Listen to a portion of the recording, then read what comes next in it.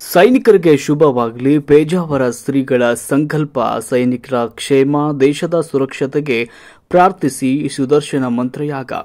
ದೇಶದ ಗಡಿ ಭಾಗದಲ್ಲಿ ಶತ್ರು ರಾಷ್ಟ್ರಗಳ ಸವಾಲುಗಳನ್ನೆದುರಿಸಿ ಯುದ್ಧ ಸನ್ನದ್ಧ ಸ್ಥಿತಿಯಲ್ಲಿ ದಿಟ್ಟತನದಿಂದ ದೇಶವನ್ನು ಕಾಯುತ್ತಾ ಸೈನಿಕರ ಯೋಗಕ್ಷೇಮ ಮತ್ತು ದೇಶದ ಸುರಕ್ಷೆ ಸಮೃದ್ಧಿಗಾಗಿ ಪ್ರಾರ್ಥಿಸಿ ಶ್ರೀ ಪೇಜಾವರ ಶ್ರೀ ವಿಶ್ವ ಪ್ರಸನ್ನ ತೀರ್ಥ ಶ್ರೀಪಾದರ ಸಂಕಲ್ಪ ಅನುಸಾರ ಉಡುಪಿಯ ಪ್ರಾಚೀನ ಸ್ಕಂದಾಲಯ ಮುಚ್ಚಲುಕೋಡು ಶ್ರೀ ಸುಬ್ರಹ್ಮಣ್ಯ ಸ್ವಾಮಿ ದೇವಸ್ಥಾನದಲ್ಲಿ ಶನಿವಾರ ಸಂಜೆ ಮಹಾಸುದರ್ಶನ ಮಂತ್ರಯಾಗ ನೆರವೇರಿತು.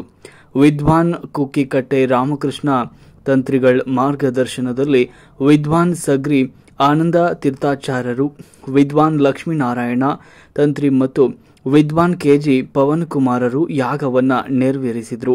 ಪೂರ್ಣಾಹುತಿಯಲ್ಲಿ ಪಾಲ್ಗೊಂಡ ಶ್ರೀಗಳು ದೇವಸೇನಾಧಿಪತಿಯಾದ ಸುಬ್ರಹ್ಮಣ್ಯ ದೇವರ ಸನ್ನಿಧಿಯಲ್ಲಿ ನಡೆಸಿದ ಈ ಯಾಗದ ಪೂರ್ಣ ಶ್ರೇಯಸ್ಸು ದೇಶದ ಗಡಿ ಕಾಯುವ ಸೈನಿಕರ ಶ್ರೇಯಸ್ಸಿಗಾಗಿ ಮತ್ತು ದೇಶದ ಸುರಕ್ಷತೆಗಾಗಿ ಅರ್ಪಿಸೋಣ.